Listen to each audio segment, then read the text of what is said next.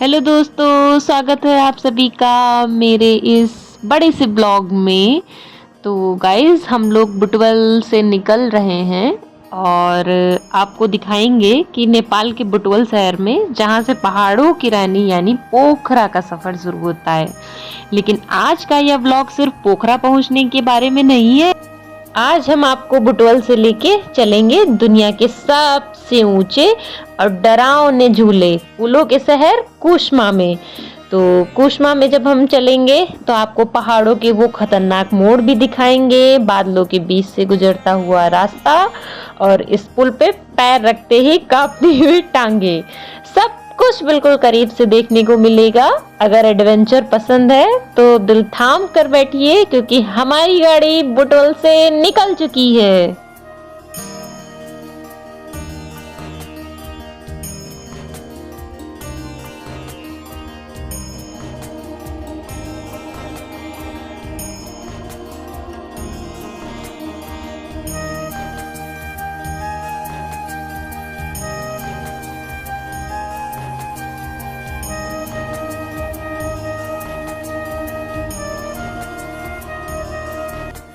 तो दोस्तों, बुटवल पार करते ही मैदानी इलाका पूरी तरह खत्म हो जाता है और शुरू होता है सिद्धार्थ हाईवे। यह रास्ता जितना खूबसूरत है उतना ही खतरनाक भी है। एक तरफ आसमान छूते पहाड़ हैं तो दूसरी तरफ सैकड़ों फीट गहरी खाई, जहां नीचे तिनाऊ नदी बहती है। मैंने आपको वीडियो में दिखाया हुआ है कि नीचे जो नदी बह रही थी वो तिनाऊ नदी थी। ये नेपाल में जो है, ये पोखरा जाते टाइम में आपको ये नदी मिलेगी और इसका पानी भी बहुत गहरा है गाइस। जब यहाँ पे हम लोग रास्ते में उतरे थे और यहाँ के पानी से हम लोगों ने हाथ वगैरह भी धोया था, थोड़ा सोचा कि लाओ फ्रेश वगैरह भी फील होगा, तो इतना ठंडा पानी था, ऐसे लग रहा था आइस, एकदम आइस छू लिया हो किसी ने। गाइस, गाड़ी चलाते समय यह ड्राइवर को पूरा ध्यान सड़क पर ही होना चाहिए, क्योंकि मोड़ इतने तीखे हैं कि पलक झपकते ही नज़ारा बदल जाता है। और यहाँ पे आप देखेंगे ना, बादल भी ना एकदम नीचे हो गए हैं पहाड़ों से। तो पहाड़ ऊंचे ऊंचे हैं और बादल नीचे आ गए हैं। जैसे जैसे हम ऊपर चढ़ रहे हैं तापमान गिरता जा रहा है और इतनी ठंडी लग रही है कि गाइस मैं आपको बता नहीं सकती हूँ। बुटवल की गर्मी के बाद ये ठंडी हवा किसी जन्नत जैसी लग रही है। तो जैसे जैसे हम पोखरा की तरफ बढ़ रहे हैं इतना ठंडा फील हो रहा था, ऐसा लग रहा था कि हम लोग ना जनवरी वाले वेदर में आ गए हैं। जैसे इंडिया में दिसंबर और जनवरी की जो ठंडी होती है, वैसा ही यहाँ पोखरा जैसे जैसे नज़दीक आ रहा था वैसी ठंडी फील हो रही थी। बहुत अच्छा लग रहा था, हल्की ठंडी फील हो रही थी। अब देखिए आगे चलते हैं पोखरा की तरफ, कैसा लगता है मैं आपको शेयर करती जाऊँगी।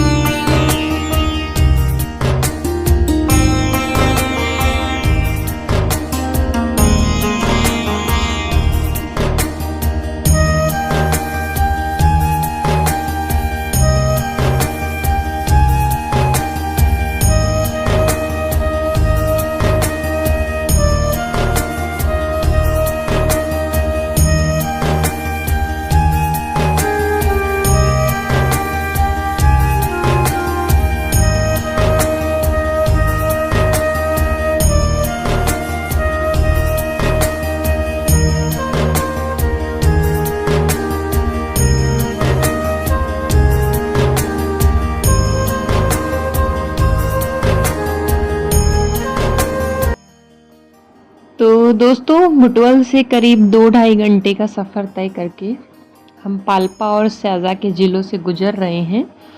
यहाँ के छोटे छोटे पहाड़ी घर और सीढ़ीदार खेत देखकर ऐसा लगता है जैसे कोई पेंटिंग देख रहे हों। हमने यहाँ रास्ता किनारे गाड़ी रोकी हुई थी, क्योंकि पहाड़ों में आकर अगर लोकल नेपाली चाय और गर्मा गर्म मोमोज या थकाली खाना ना चखा तो सफ़र अधूरा ही लगता है। यहाँ के लोग जितने सीधे और मददगार हैं, यहाँ का खाना उतना ही लाजवाब है। तो सोच रहे थे हम लोग कुछ पेट पूजा हो जाती, तो हम आगे जैसे ही बढ़ते जाएंगे आपको सरप्राइज़ की तरफ लेते जाएंगे। और हाँ, आप जिसके लिए रुके हुए हैं आपको वीडियो में ज़रूर वो झूला मैं दिखाऊंगी जिसमें हम लोगों की टांगें भी कांप गई थी। तो काफ़ी घुमावदार रास्ता है और यहाँ पे वोमिटिंग भी फील होने लगी थी। लट्टू जैसे पहाड़ हैं, ऐसा फील होता है कि लाइक हम लोगों को वोमिटिंग हो जाएगी, अभी होगी अभी। बच्चे भी साथ में हैं तो बच्चों को भी दिक्कत हो रही थी। बड़े बड़े लोग हिल जाते हैं इतने बड़े बड़े पहाड़ों पे। तो आप लोग ना अच्छे से, मतलब खाली पेट तो नहीं, लेकिन हल्का फुल्का खाना खा के ही आप ऐसे जाइएगा, अदरवाइज़ आपकी भी थोड़ा बहुत तबीयत ख़राब हो सकती है। तो यहाँ पे इतना सुंदर लग रहा है गाइस, मैं क्या ही बताऊँ। मेरा बिल्कुल मन नहीं हो रहा था कि मैं वापस इंडिया आऊँ, इतना अच्छा वेदर लग रहा था। मतलब आप सोचिए कि इंडिया की इतनी सड़ी गर्मी, जो कि मई जून जुलाई फेमस है, और ऐसी गर्मी में अगर आप इतनी ठंडी जगह पे आ जाते हैं तो क्या आप सच में अपने दिल पे हाथ रख के पूछिए, क्या आप वापस जाना पसंद करेंगे? बिल्कुल नहीं करेंगे। और ऊपर से पहाड़ों की तरफ जाते जाते आपको ये छोटे छोटे घर दिखते हैं और दुकानें दिखती हैं, चाय की दुकानें दिखती हैं, पकौड़ियाँ मिल रहे होते हैं, मोमोज़ मिल रहे होते हैं, मैगी, पहाड़ों की मैगी तो इतनी फेमस है कि पूछिए ही मत। और ये देखिए ये लोग कैसे अपना जीवन व्यतीत करते हैं। मैं तो बहुत स्ट्रेंज फील करती हूँ। इन लोगों को बरसात में बहुत दिक्कत होती है। जितना सुंदर हम लोग को लग रहा है ना, इन लोगों का जीवन उतना ही ज़्यादा कठिन होता है, क्योंकि ये लोग ना नीचे से सामान लेके आते हैं और इन लोगों का ट्रांसपोर्ट चार्जेस भी बहुत ज़्यादा होता है। इसलिए यहाँ पे पहाड़ों पे आपको डबल रेट या 3 गुने रेट पे सामान मिलता है। खाना भी यहाँ पे थोड़ा कॉस्टली है, बट जो लोग मेहनत करेंगे वो अपना चार्जेस, ट्रांसपोर्टेशन का चार्जेस तो लेंगे ही लेंगे। तो हम लोगों को भी काफ़ी भूख लगी हुई थी, बच्चे भी काफ़ी भूखे हो गए थे। और यहाँ पे ना देखिए, मुझे ना हल्का हल्का वोमिटिंग फील हो रही थी। मैं तो यहाँ पे बैठ गई हुई थी, गाड़ी रुकी हुई थी हम लोगों की, क्योंकि यहाँ पे ना नदी मिल गई हुई थी और सामने ना एक अच्छा पॉइंट था, और यहाँ पे गाड़ी भी चार्ज होने का एक अच्छा खासा एक बेनिफिट मिल जाता है। बाकी लोकल आपको ये यहाँ पे कैफ़े टाइप में मिल गया था, तो यहाँ पे कुछ भी आप खा सकते हैं, कोई भी चाइनीज़ आइटम, खाना, इंडियन फूड, सब कुछ आपको मिल जाएगा। यहाँ पे हम लोग की गाड़ी रुक गई हुई थी और हम लोग को वोमिटिंग फील हो रही थी, तो हम लोगों ने सोचा था कुछ नींबू वगैरह या खीरा वगैरह ले लेते हैं। तो जैसी लोकेशन होती है उसी के हिसाब से लोग सामान बेचते हैं। और यहाँ पे हम लोग आए हुए थे, देखिए चिप्स, बनाना और खीरा वगैरह भी मिल रहा था। तो हम लोगों ने सबसे पहले तो नींबू पानी बोला। नींबू पानी लेने के बाद में हम लोगों ने खीरे कटवाए। यहाँ पे पता है गाइस, नमक बहुत महंगा मिलता है, नेपाल में नमक महंगा है। तो हम लोगों ने खीरे भी खाए और एक पॉइंट पे रुक गए थे। इतना रिलैक्स फील हो रहा था, लगातार कंटिन्यू हम लोग ऊंचे ऊंचे पहाड़ों पे गाड़ी चल रही थी, तो अच्छा भी नहीं लग रहा था। ऐसा रिलैक्स फील हो रहा था। गाड़ी जैसे ही रुकी सब लोग इतना खुश हो गए, क्योंकि एक ब्रेक बहुत ज़रूरी है। सब लोग तुरंत अपने मोबाइल निकाल लिए हुए थे, सेल्फी वगैरह होने लगी थी, फ़ोटोज़ वगैरह भी हो रहे थे। आप लोग देखिए, सब थके हुए हैं, बच्चे भी बेचारे परेशान हो गए थे। बच्चों के लिए भी बहुत मुश्किल है। कुछ लोग ना तो 2 व्हीलर से जा रहे थे, आ रहे थे, लोकल लोग थे, उन लोग को पहाड़ी के घुमावदार रास्ते भी पता होते हैं, डेली आते जाते हैं, तो उनके लिए कोई मुश्किल नहीं है। यहाँ पे देखिए दुकानें भी अच्छी अच्छी हैं, अंदर भी आपको कैफ़े में बहुत सारी चीज़ें खाने को मिल जाएंगी। यहाँ पे मेरी सिस्टर यहाँ पे बता रही है बच्चों को कैसे सेल्फी से आप लोग अपने कैमरे में फ़ोटो ले सकते हैं, वीडियो ले सकते हैं।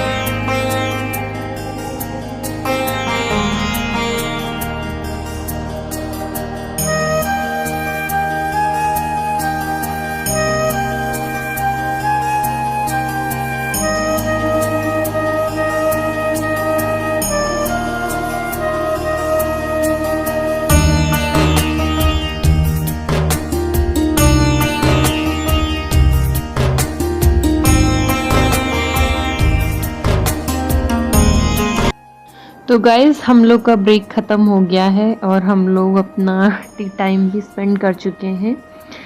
अब हम पोखरा हाईवे से थोड़ा सा कटकर फाइनली हम आ पहुँचे हैं कुशमा। इसे नेपाल की ब्रिज कैपिटल कहा जाता है। दूर से जो पुल एक पतली सी रस्सी जैसा दिख रहा था, उसके सामने इस वक्त मैं खड़ी हूँ। तो आप देखिए, क्लोज़अप करके मैं आपको दिखा रही हूँ। यही वो मशहूर झूला है, पुल है, मोदी नदी की विशाल घाटी के ऊपर बना हुआ है। नीचे गहराई देखकर अच्छों का दिल बैठ जाता है। तो चलिए हम आपको इस पे कदम रख के दिखाते हैं कि कैसा लगता है। ये देख लीजिए, ऊंचे ऊंचे पहाड़ हैं और ये ब्रिज आपको पतला सा दिख रहा है ना। अभी मैं जब इस पे जाऊंगी ना तो इतना डर लगता है गाइस। मैं तो नहीं जा पाई थी, सारे लोग आगे गए हुए थे, मैं ही थोड़ा सा थम गई हुई थी। ये देखिए ब्रिज पे लोग जा रहे हैं, काफ़ी मुझे डर लगता है ऊंचाई से। तो ये देखिए ब्रिज आपको दिख रहा है, ये काफ़ी दूर तक है, इस छोर से लेके उस छोर तक है।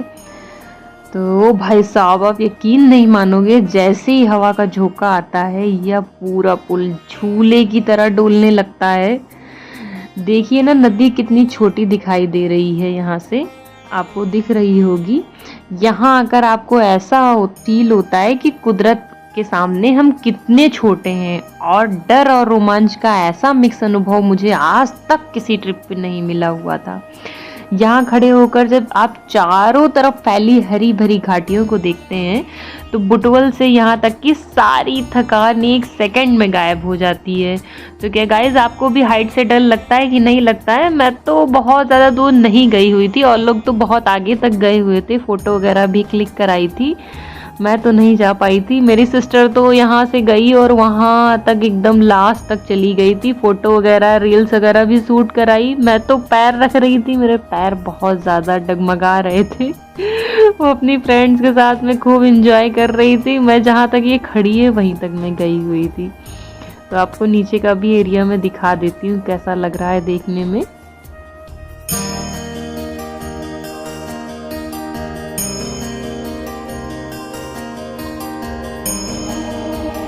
गाइज ये जो कुसमा का महापुल है, इस पे तो असली डर फील हुआ मुझे। दूर से तो मैं बड़ी चौड़ में आ रही थी कि पुल पार कर लूँगी, लेकिन जैसे ही पास आकर जब मैंने देखा ना, कसम से मेरी हवा ही टाइट हो गई, मुझसे आगे बढ़ा ही नहीं जा रहा है, पैर जैसे ज़मीन से चिपक गए हैं। ये कोई मजाक नहीं है। जैसे ही मैंने पुल पर कदम रखा या हवा से झूलने लगा। नीचे इतनी गहरी खाई है कि चक्कर आ जाए। सच बताऊं तो डर के मारे मेरी हिम्मत ही नहीं हुई कि मैं पुल के बिल्कुल बीच में या पार जाऊं। मैं थोड़ा सा आगे ही बढ़ी, वहीं रुक गई और बस वहीं खड़े होकर ये सुंदर सी फोटो खिंचवाई। तो दूर जाना अपनी जान जोखिम में डालने जैसा लग रहा था। कुछ लोग इसको एंजॉय भी कर रहे थे। हमारी बहादुरी बस यहीं तक थी दोस्तों, लेकिन कोई बात नहीं, डरना जायज़ है। भले ही मैं दूर तक नहीं जा पाई, पर यहाँ खड़े होकर भी जो नज़ारा दिख रहा है वो ना एक्साइटमेंट फील हो रहा है, वो कमाल का है। अगर आप यहाँ आएँ तो अपनी हिम्मत ज़रूर आजमाइएगा, पर ज़बरदस्ती बिल्कुल मत जाइएगा।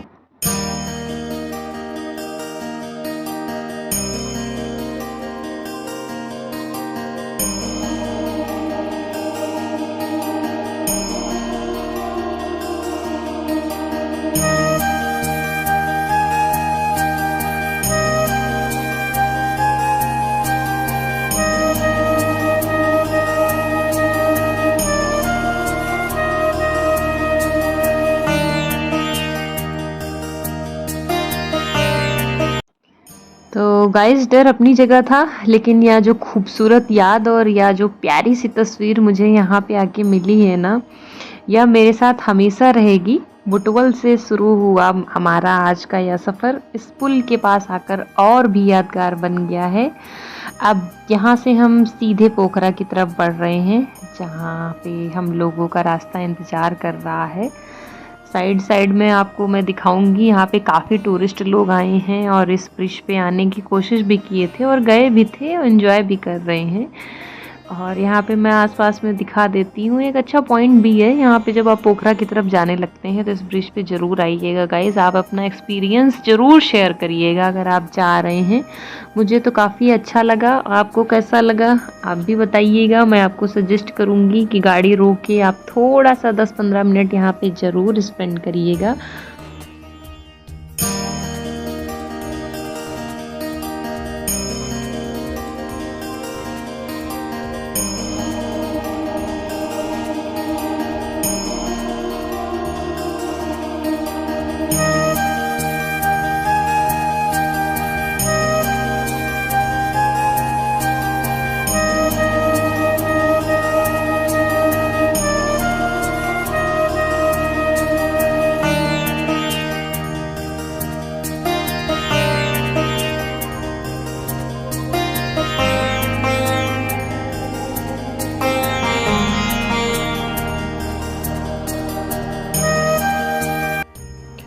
तो गाइज़ इस पुल को क्रॉस करके हम लोग डायरेक्टली सीधे पोखरा की तरफ जाएंगे।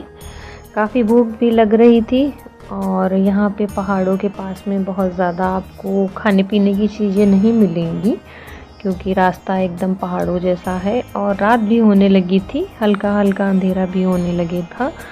तो हम लोगों ने फ़ोटो वगैरह क्लिक कराने के बाद में हम लोग के पास में जो सामान था वो खाया पिया था और थोड़ा सा नेचर को और कैप्चर करना था, इसलिए ब्रिज से मैं नीचे आ गई थी।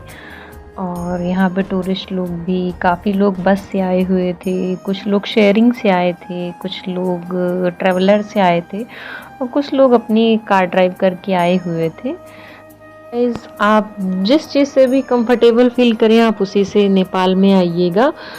मैं तो सजेस्ट ही करूँगी कि आप लोग खुद ड्राइव करके ना आइए। यहाँ पे कुछ लोगों की स्पीड मेंटेन होती है जो स्पेशली ड्राइवर यहाँ के होते हैं, तो उनको आइडिया रहता है कितनी देर में हम लोग को कितनी दूरी तय कर लेनी है। तो यहाँ पे देखो ब्रिज पे मैं आई हुई थी तो सोचा था एक रील तो बना ही लूँ, आगे ना जाऊँ तो एटलीस्ट लोगों को दिखाऊंगी कि हाँ मैं ब्रिज तक गई हुई थी। अच्छा बहुत लग रहा था, बस थोड़ा सा पैर रख के ऐसा लग रहा था कि मैं नीचे गिर जाऊँगी। हवा में झूल रही थी तो मज़ा तो बहुत आ रही थी। फर्स्ट टाइम ऐसा एक्सपीरियंस था तो डर लग रहा था, बाकी अच्छा बहुत लगा, मुझे बहुत अच्छा लगा था। और यहाँ की खाइयाँ देखिए गाइस कितनी बड़ी बड़ी और कितनी गहरी हैं यहाँ पे।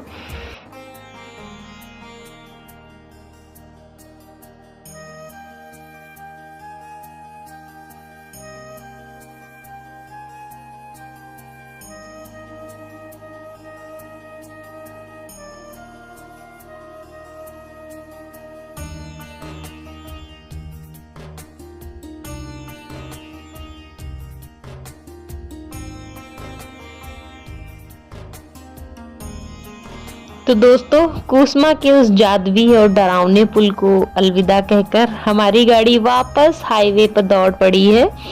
सच बताऊं तो दिल अभी भी अटका हुआ था। जैसे जैसे रात घिर रही थी पहाड़ों का सन्नाटा और भी खूबसूरत होता जा रहा था। आपको बता दूं कि कुसमा के इस पुल से पोखरा की दूरी लगभग 60 किलोमीटर है, लेकिन पहाड़ी और घुमावदार रास्ता होने के कारण हमें इस दूरी को तय करने में करीब 1.25 घंटे का समय लग गया और आखिरकार दूर दूर पहाड़ियों के नीचे हमें चमचमाता हुआ पोखरा शहर भी दिखने लगा था। गैस पोखरा पहुंचते पहुंचते रात के 9 बज चुके थे और भाई साहब पेट में चूहे नहीं बल्कि पूरे डायनासोर कूद रहे थे। तो यहाँ पे हम मारवाड़ी होटल गए हुए थे। यहाँ की फूली हुई गर्मा गर्म रोटियाँ, पीली दाल, चावल और सब्जी देखकर तो सच में आत्मा तृप्त हो गई थी। नेपाल में आकर ऐसा शुद्ध देसी मारवाड़ी खाना मिलना किसी लॉटरी से कम नहीं है। तो चलिए आज की बातें बंद करते हैं और पहले जल्दी से पेट पूजा कर लेते हैं और आपसे मिलते हैं। तो दोस्तों आगे पोखरा में आगे का धमाल होने वाला है, यह देखने के लिए अगला ब्लॉग जरूर देखना। वीडियो पसंद आए तो लाइक शेयर और सब्सक्राइब जरूर कर देना। मिलते हैं अगले ब्लॉग में। Bye bye, take care, love you so much.